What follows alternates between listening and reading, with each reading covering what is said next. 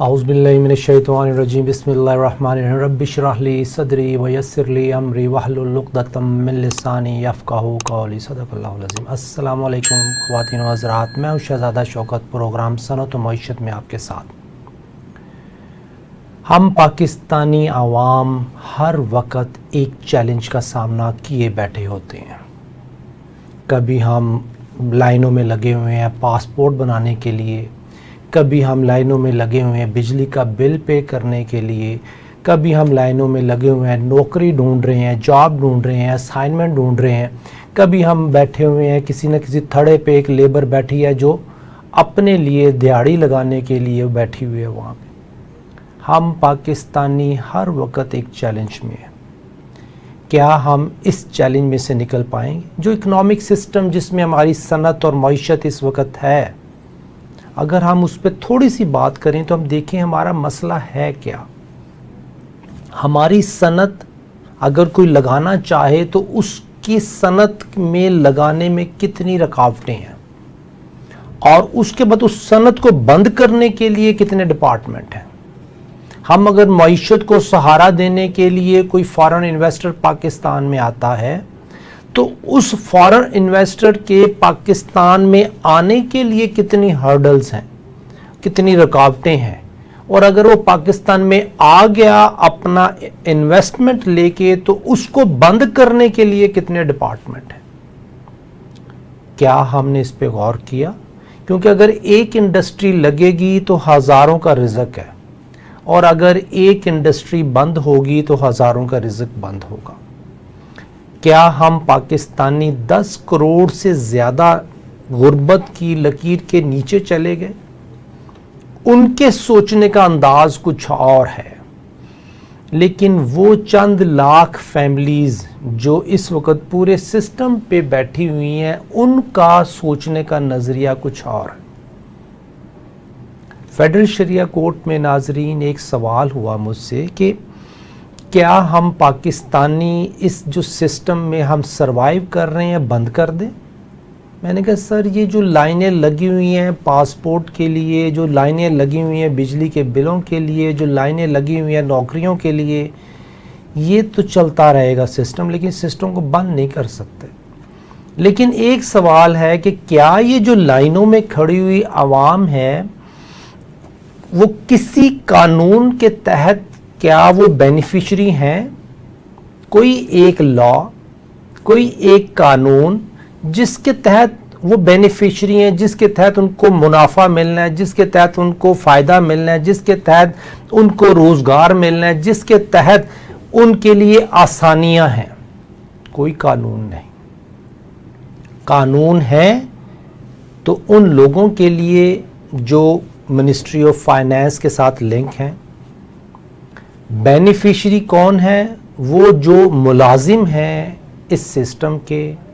Beneficiary कौन है? जो स्टेट ऑर्गन्स हैं।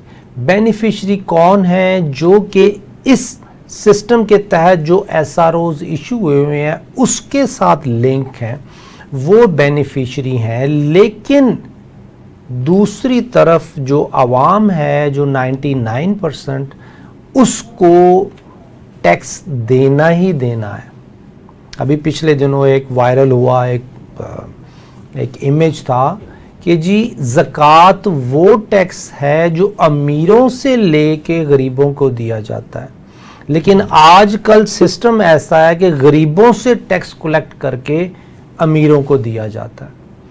हमारे मुल्क में टैक्स सिस्टम इस तरीके से बनाया गया है कि आम टैक्स पेयर उसका बेनिफिशरी नहीं है, सिस्टम का बेनिफिशरी नहीं।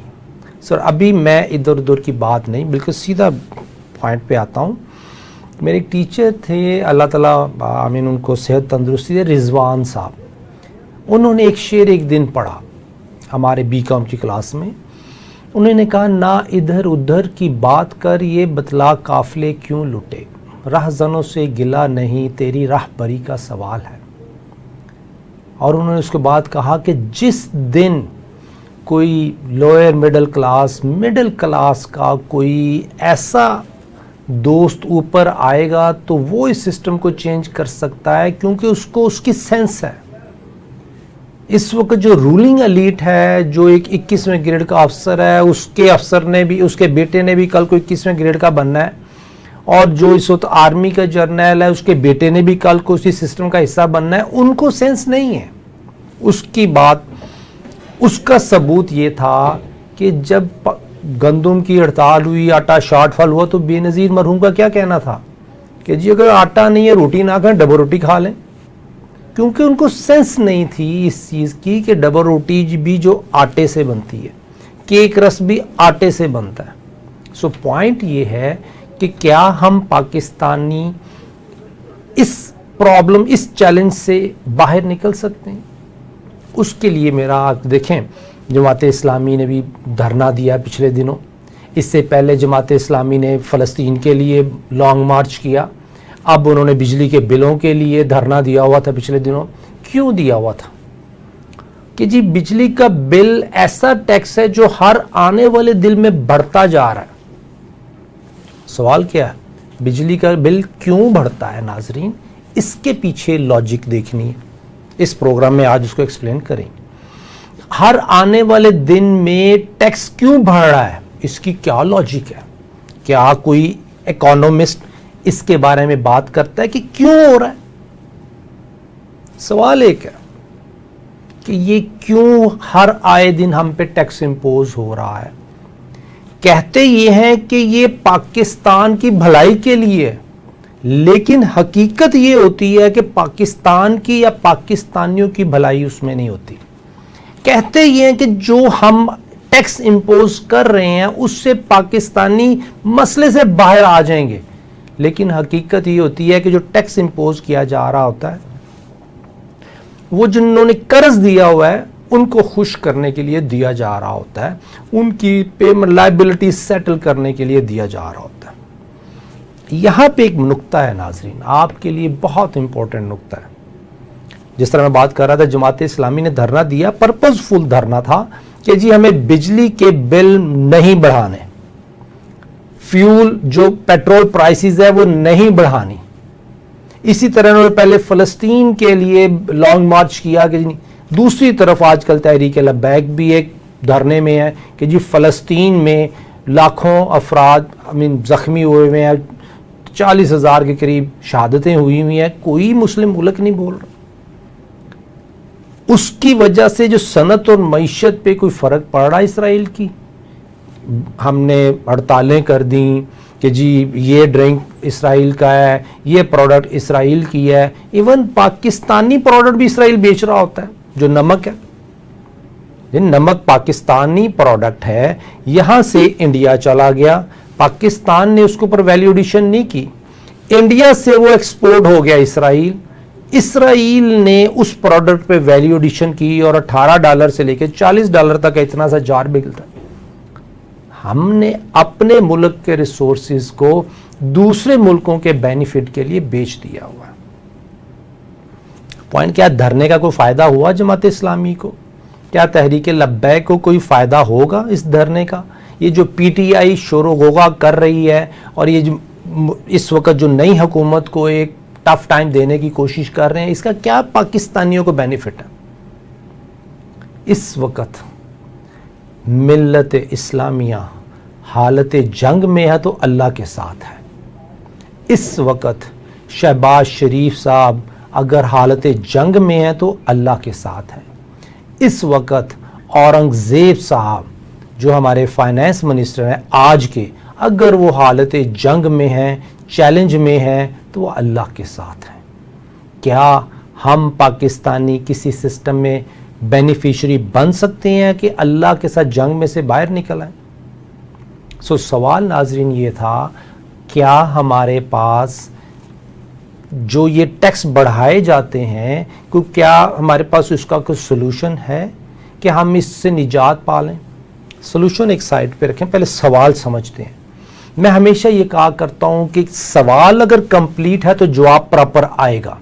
अगर सवाल इनकम्प्लीट है, नामुकम्मल सवाल है, तो उसका जवाब नहीं है। हमारे साथ ज्वाइन किया है मंसूर आफरीदी साहब ने, माहिर मुआशियात हैं, हमारे साथ आते रहते हैं। पहले भी एक प्रोग्राम में आए थे तो आपकी डिमांड थी कि मंसूर आफरीदी साहब को दोबारा बुला जाए। अस्सलाम वालेकुम सर। वालेकुम सलाम, क्या हाल है सर? आप सर बड़ी मेहरबानी, आपने हमें टाइम दिया अपने बिजी स्केड्यूल में से। हम सनत व मईशत प्रोग्राम में अपने नाजरीन के साथ इस तरीके से गपशप लगाते हैं कि उनका नॉलेज बढ़ता जाए। आज आप हमारे साथ हैं। ब्रेक में जाने से पहले हम बात कर रहे थे हजूर सल्लल्लाहु अलैहि वसल्लम जब इस दुनिया में आए, इस्लामिक इकोनॉमिक सिस्टम की इम्प्लीमेंटेशन के लिए जो पहला स्टेप था वो स्ट्रक्चरल रिफॉर्म थे। हमारे मुल्क में स्ट्रक्चरल रिफॉर्म इसलिए पॉसिबल नहीं है, मंसूर आफरीदी साहब ये कह रहे हैं कि एफबीआर अपने आप को रिस्ट्रक्चर करने के लिए तैयार है नहीं है, क्योंकि एफबीआर आज के सिस्टम का बेनिफिशियरी है। आज के सिस्टम का बेनिफिशियरी किस तरीके से है कि उनको लीगल सैलरीज मिलती हैं, मरात मिलती हैं और उनके लिए आना जाना उठना बैठना फ्री है। इसके साथ साथ जितनी कारोबारी कम्युनिटी है उसको अपनी सर्वाइवल के लिए एफबीआर एम्प्लॉइज को खुश रखना होता है। जेन्युइन लेजिटिमेट टैक्स प्रैक्टिशनर बहुत कम है, लेकिन जब तक लेजिटिमेट, इसको हम उर्दू में कहेंगे कि ईमानदार जो लोग हैं, ईमानदार लोगों के लिए नाजरीन सर्वाइवल मुश्किल है।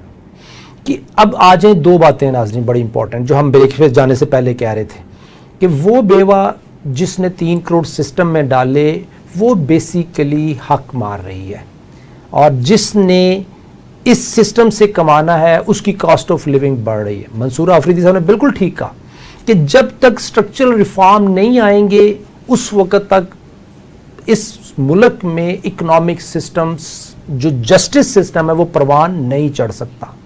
हजूर सल्लल्लाहु अलैहि वसल्लम की मैं बात कर रहा था कि उन्होंने भी जब इस दुनिया में जब मदीना शरीफ में हिजरत की तो सबसे पहले उन्होंने देखा कि क्या जो यहूदियों का बाजार है उसमें जस्टिस सिस्टम है, तो नहीं था।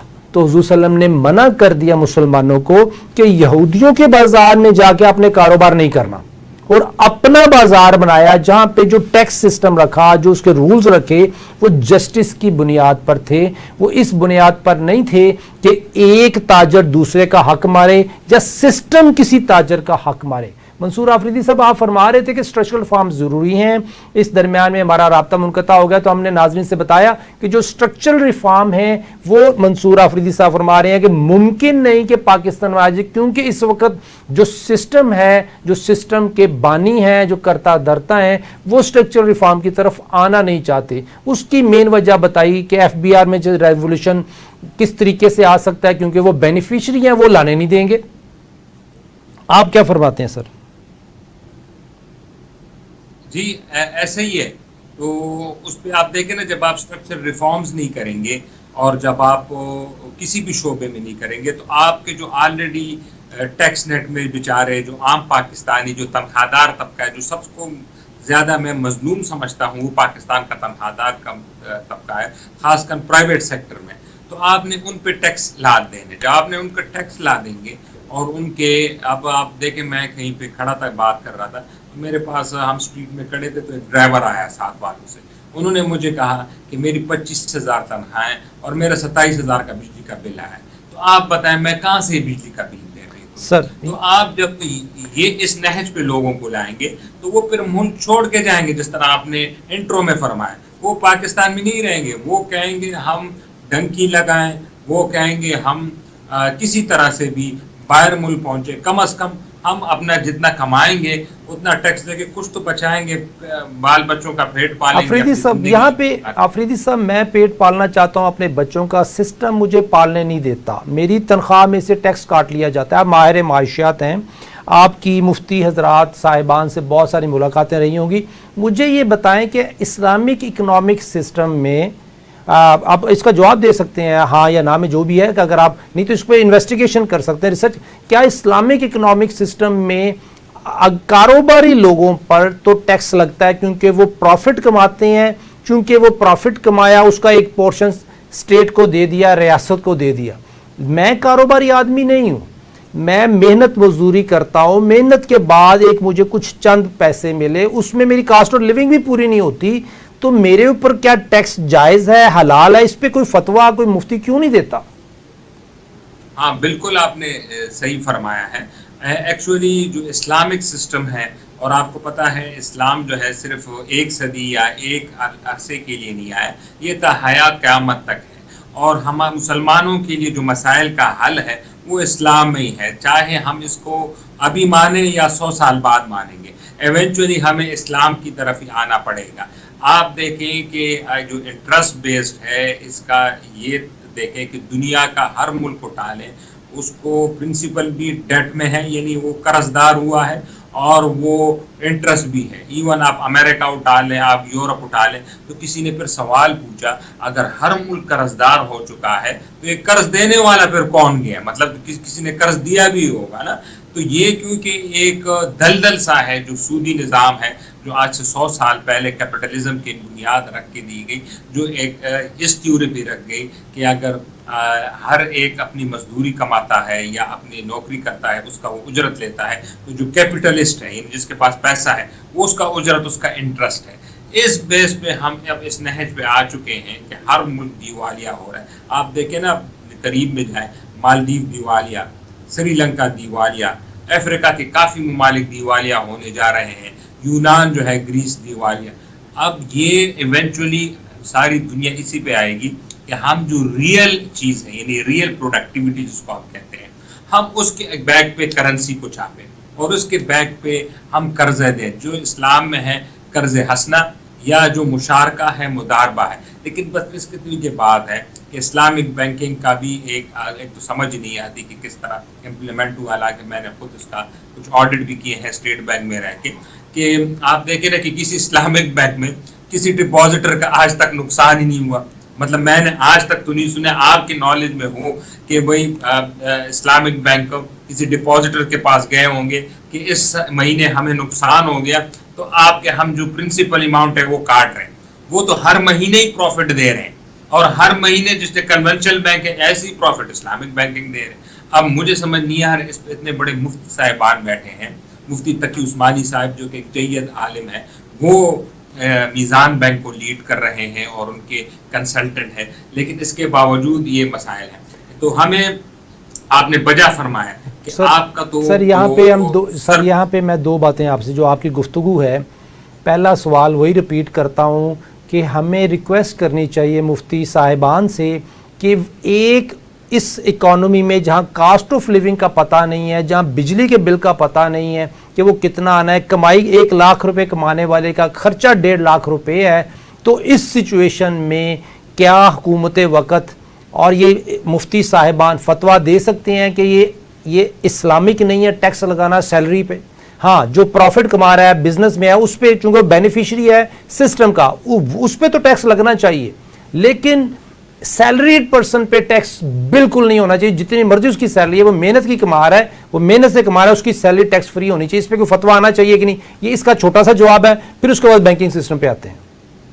जी बिल्कुल, इस पे तो फतवा ज़रूर आना चाहिए, और हमारे जितने भी इस्लामिक स्कॉलर हो इसको स्टडी करके, रिसर्च करके, और फतवा तो यही बनता है कि एक बंदा का प्रॉफिट ही नहीं हो रहा, वो एक सर्विसेज दे रहा है, तो आप किस बुनियाद से उसका टैक्स ले रहे हैं? ये तो फतवा आना चाहिए। लेकिन उसके लिए मैं एक चीज़ आपको बताऊंगा कि जब ईरान में इनकलाब आया और खुमैनी साहब वो तेहरान के एयरपोर्ट पे उतरे, तो काफ़ी सहाफ़ी आए उसके इर्द गिर्द जमा हुए, और सब ने पूछा आपको कैसे महसूस हो रहा है?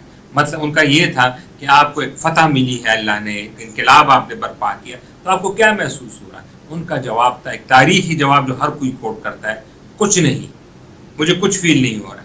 तो उलमा और जो मुफ्ती साहिबान हैं उनके तकवे का आलम भी यही होना चाहिए, तो तब जाके कोई ऐसा फतवा आएगा। जब उलमा चांद कमेटी का कोई होगा, लालच होगा कि हमें चांद कमेटी का सरबराह बनना है, कोई जाके इस्लामी नजरियाती कौंसल में बनेंगे, कोई जाके वजीर मजहबी अमूर बनेंगे, तो मंसूर आपको तो अफरीदी खुमैनी साहब जैसे फतवा की जरूरत है। मंसूर अफरीदी साहब हमारे साथ हैं। मंसूर साहब, हमारी बातचीत चल रही थी, एक तो हमने पॉइंट डिस्कस कर लिया, दूसरा ये था कि आपने बताया कि आप इस्लामिक बैंकिंग का ऑडिट करते रहे हैं और उस ऑडिट में कभी कहीं की लॉस नहीं हुआ किसी डिपॉजिटर के लिए। तो ये जो वजह है हमारी, हमें बताएं कि ये क्यों लॉस नहीं होता। जी, उसमें आप देखें कि जो असल जो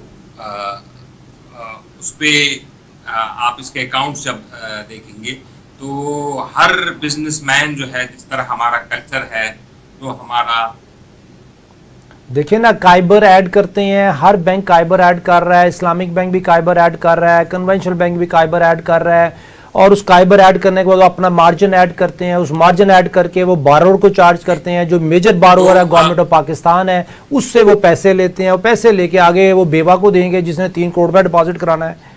ये पूरा एक सिस्टम है। ऐसे ही है। आप देखें ना, उसमें जो इशू है सबसे बड़ा, कि जो हमारा जो बिजनेसमैन है वो आखिर में 2-3 अकाउंट्स मेंटेन करता है। तो इस्लामिक बैंक जब उसके ऑडिटर जाते हैं और कहते हैं कि जी आप इस महीने आपको कोई नफ़ा हुआ है कि नुकसान हुआ है, तो वो बुक्स प्रेजेंट कर देता है जिसमें उसको हमेशा लॉस होता है। तो आप देखें फिर आगे जाके कैसे बिजनेस बन गया। हमें इस्लामिक देखें ना, रसूल करीम सल्लल्लाहु अलैहि वसल्लम की अगर हम जिंदगी देखें तो उनके जो पहले 13 साल थे मक्का मुअज़्ज़मा में, वो इंसानियत की पर्सनैलिटी और शख्सियत पे काम करने के साल थे। उन्होंने उनकी शख्सियतों पे काम किया और उस शख्सियतों की वजह से इतना बड़ा इनकलाब बरपा हुआ इस्लामी पे। हमें पहले हमारे जो लोग हैं इनको बताना पड़ेगा कि भाई अगर आप कोई बिजनेस करते हैं या इनको ट्रेनिंग की ज़रूरत है कि आप अगर सही जाके मार्कअप या जो प्रॉफिट होता है वो बैंक को जमा कराएंगे तो बैंक मजबूत होगा और फिर माशरे में खुशहाली आएगी। लेकिन अच्छा, आप यहाँ पे मंसूर अफरीदी साहब, यहाँ पे मैं थोड़ा सा आपसे ऐड करता हूँ, जो आपने बात की कि 13 साल हुजूर नबी करीम सल्लल्लाहु अलैहि वसल्लम ने तरबियत की टीम बनाई, लेकिन वो टीम किस तरीके से बनाई कि जो रूल्स एंड रेगुलेशन थे वो अल्लाह ताला के बताए हुए रूल्स एंड रेगुलेशन के तहत टीम डेवलप की। हमारे मुल्क में जो टीम डेवलप की जाती है, चाहे वो ब्यूरोक्रेसी की है, चाहे वो आर्मी की है, चाहे FBI की है, चाहे वो किसी भी शोबे से मुंसलिक है, वो टीम तैयार की जाती है उन कवानीन के तहत जो नॉन इस्लामिक हैं, जो हराम हैं, जो हलाल ही नहीं। इवन ये इस्लामिक बैंकिंग का जो इशू है, ये भी एक शराब की बोतल पे बिस्मिल्लाहिर्रहमानिर्रहीम लिख के लाल लिखना, तो ये वो लबादा उड़ा हुआ है सुअर के ऊपर, एक खाल बकरी की डाली हुई है कि उसको बिस्मिल्लाह अल्लाहु अकबर क्या कि हलाल कर रहे हैं कि हलाल है। तो हमारे जब तक कवानीन ठीक नहीं होंगे स्ट्रक्चरल रिफॉर्म के तहत, तब तक टीम भी डेवलप नहीं हो सकती। उस वक्त तक वो जो बेवा 3 करोड़ पे लेके सूद खा रही है वो खाती रहेगी, और उसके बाद वो बेवा जो दर्जन है जिसने 30-40 हज़ार पे भी कमाना उसके लिए मुश्किल होता जाएगा। इस सिस्टम के तहत गरीब गरीब तर होता जाएगा, अमीर अमीर तर होता जाएगा। अमीर बेवा हर महीने हर साल 45 लाख रुपए सूद के खाएगी, उसकी इक्विटी बढ़ती जा रही है, लेकिन गरीब बेवा जिसका खर्चा पूरा नहीं हो रहा वो गरीब से गरीब तर होती जा रही है इस सिस्टम में। सर जी बिल्कुल, आपने सही कहा। आपने जिस तरह पॉइंट आउट किया इस पे कि जो बेवा है वो इंटरेस्ट है, या जो इवन जो हमारे सरकारी मुलाजिम है सीनियर सिटीजन, वो भी जाके उनको जो मिलता है पैसे वगैरह तो वो इंटरेस्ट बेस ही कमाते हैं। अब देखें ना, यहाँ पे ना रियासत की रिस्पॉन्सिबिलिटी आती है कि अगर आपका रियासत सोशली स्ट्रक्चर रियासत हो, जिस तरह आप स्कैंडिनेवियन जाए, कनाडा है, ओल्ड बेनिफिट्स आपको मिले, आपको अनएम्प्लॉयमेंट पे कोई आपको मंथली कंपनसेशन मिले, आपके रिटायरमेंट पे आपको हेल्दी अमाउंट्स के पेंशन मिले, तो कौन जाके बैंक में सूदी निज़ाम में जाके रखवाएगा। और आपको बखूबी इल्म है, आप मुझे सबसे ज़्यादा पता है कि वेस्ट में और जापान में जो इंटरेस्ट रेट है वो वहाँ पे नेगेटिव होता है, यानी बैंक में रखने के आपके पैसे कटते हैं बजाय आपको पैसे देने के, क्योंकि उनके पास इतना डिपॉजिट और सेविंग। सर इसमें यहाँ पे रियासत नहीं है। सर रियासत नहीं है, रियासत के सामने भीख मांगते हुए ताहिरुल कादरी साहब वो चले गए धरना करते, इमरान खान साहब रियासत के अंदर जब नहीं थे तो धरने में थे, जब वो रियासत में चले गए तो धरने में दूसरे लोग आ गए, लेकिन सिस्टम वहीं का वहीं है। आप देखें ना, लॉन्ग मार्च शुरू हुए हैं ज़ियाउल हक साहब की शहादत के बाद, कभी बेनज़ीर लॉन्ग मार्च कर रही है, कभी नवाज शरीफ लॉन्ग मार्च कर रहा है, फिर उसके बाद ताहिरुल कादरी, फिर इमरान खान तहरीक लब्बैक। ये लॉन्ग मार्च का सिलसिला पिछले 3, 4, 5 दहाइयों से चल रहा है, लेकिन रियासत भी वही है, सिस्टम भी वही है। जो गरीब से गरीब तर हो गए तो हम पाकिस्तानी हैं। तो हमें बताएं कि रियासत के साथ हम लड़ भी नहीं सकते, तो हम अपना हक लेना चाहते हैं। हम पाकिस्तानी 99% पाकिस्तानी जो सिस्टम के बेनिफिशियरी नहीं है, और वो जो 1% है, कहीं ना कहीं एक पाकिस्तानी दूसरे पाकिस्तानी पे जुल्म कर रहा है, और उसी वक्त में उस पर भी उससे बड़ा गुंडा जुल्म कर रहा है, उसके ऊपर उससे बड़ा गुंडा जुल्म कर रहा है। इस पूरे सिस्टम में जो मार खा रहा है ना मंसूर आफरीदी साहब, वो हम आम पाकिस्तानी है जो गुर्बत की लकीर के नीचे जाते जा रहे हैं। हमें ये बताइए सर, क्या हम अपना हक मारने के लिए, अपना हक मांगने के लिए जो हमारा हक मार रहे हैं, तो हम क्या करें यार? हम सड़क पे लॉन्ग मार्च हम नहीं कर सकते, हड़ताल हम नहीं कर सकते, दिहाड़ी हम नहीं मार सकते। हमें क्या करना चाहिए कि हमें अपना हक मिले, कोई हक ना मारे पाकिस्तानी का। कोई इस तरह का स्लोगन नहीं हम निकाल सकते कि हम पाकिस्तानी है यार, हमें हक की भीख में दे दो यार। नहीं, सही है बात सर आपकी। इसमें से देखे ना कि कितनी अजीब बात है। आपने तो मार्च का जिक्र कर दिया, अभी जुमात इस्लामी हाफिज नईम और आसन साहब जो मार्च कर सर, लेकिन आप रियासत का हाल देखें कि एक जगह सुप्रीम कोर्ट से कह दिया है कि जो मुद्दई पार्टी भी नहीं दी उनको सीटें दे दी हैं। दूसरी तरफ आज हुकूमत वक्त आ गई है और हुकूमत वक्त ने कहा कि हम इस पार्टी को ही बैन कर रहे हैं। यानी लोगों के मसाइल क्या हैं और सियासतदान क्या कर रहा है। सियासतदान एक पार्टी को बैन कर रहे हैं, दूसरे वो खुश हो रहे हैं कि जी हमारी जो पार्टी जो कि उस प्रोसीडिंग का हिस्सा ही नहीं थे हमें बहाल कर दिया और वो मिठाइयां बांट रहे। और दूसरी दफा जो है वो इद्दत के केसेस और तलाक के केसेस, यानी पाकिस्तानी कौम 24 करोड़ के लोगों के सुई गैस का मसला हल हो गया, बिजली का मसला हल हो गया, करप्शन का मसला हल हो गया, इलाज मालजा सबको मिल गया। अब हमारे 2-3 इश्यूज रह गए हैं। एक को हमने पार्टी को बंद करना है, दूसरा हमने हुकूमत को गिराना है, और तीसरा जो है तलाक और इद्दत के केसेस को हमने, क्योंकि हमारे सारे मसाइल माशाल्लाह हल हो गए हैं, तो अब हम यूरोपियन की तरह सुकून और आराम से रह सकते। तो हमने 2-3 मसाइल हल करके फिर हमने वैसे भी चांद और मरीख पे पहुंच जाना है, क्योंकि हम सारे ममालिक तो दोनों हमारे हमसाए चांद और मरीख पे जा चुके हैं। तो अब हमने यही करना है। इंशाल्लाह आप देखेंगे जब हम नेक्स्ट प्रोग्राम आपके साथ करेंगे तो ये 2-3 मसाइल हल करके तो फिर हमारे पास बात ही नहीं होगी किसी प्रोग्राम को डिस्कस करने की, क्योंकि मुल्क में इश्यूज ही नहीं रहेंगे बाकी शहजाद साहब।